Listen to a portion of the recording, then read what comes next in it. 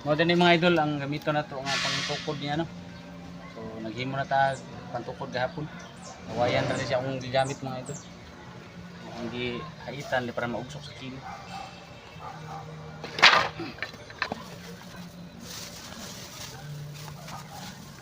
Ang tinakitaan mga idol nga insulation foam.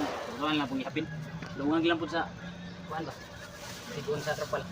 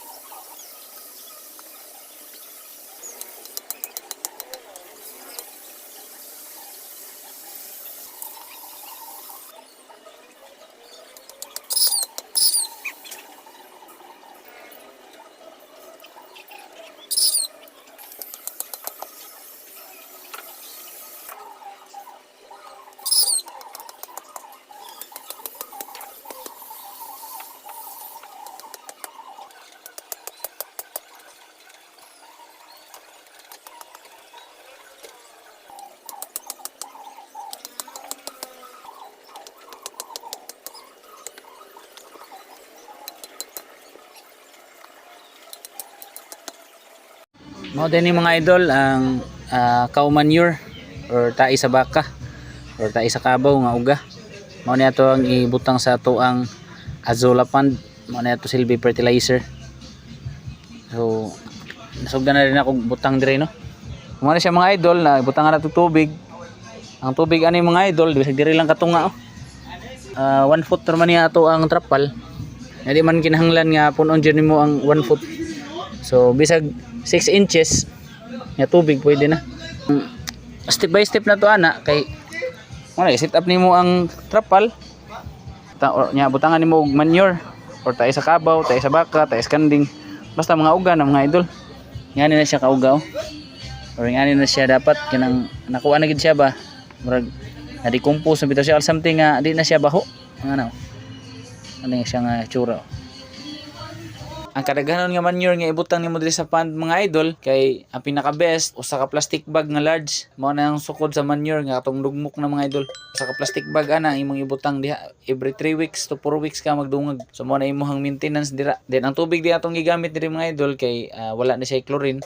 So if ever na mo gani chlorine ang inyong tubig diha sa inyong balay or sa inyong area, so kinahanglan nimo siya ipundo lang sa nimo siya og bisag 2 days 3 days para makasingaw lang ang chlorine. So depende sa mga idol, baho jud kayong chlorine, espiso jud kay bahong chlorine, paabtag 5 days. Kay once mo ko dili mo pasingawon niya, grabe ka espiso, baho kayong chlorine, mamatay ang mga azolla ana mga idol kay ang azolla sensitive kayo sa chlorine. Init man gud po ng chlorine. So ingana lang mga idol din ang pag-maintain nimo ani, ang pag-water change nimo kay mag ilis ka og tubig every daghan na og lumot nga manglutaw sa imuhang pond or makita man nimo mga idol diha sa ilawom nga nanay action og lutaw nga mga lumot kay ang azolla mo gud mga idol once makupitinsyahan siya sa lumot na chance nga pildihon siya labi na daghan na kayo og lumot na chance mamatay ang imong azolla. So ingana ra mga idol pero dugay pa jud kay na mahitabo nga managan ang lumot. It takes months pa, so taod-taod pa ang maintenance. So totally limpyuhan gini mo na siya, imo gid hinloan tanan 100%.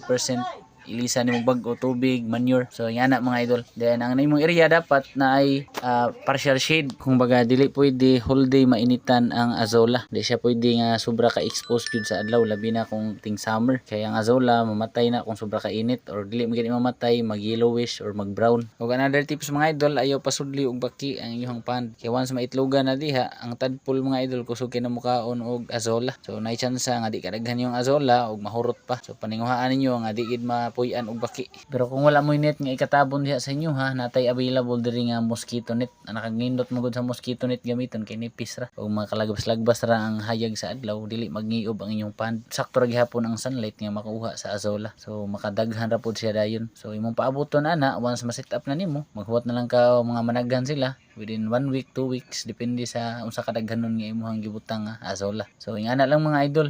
Para sa mga katong napay mauban pa nga mga pangutana, pwede ra mo message sa ato mga idol para replyan ta mo. Paninghuaan na to nga replyan mo sa tagsa.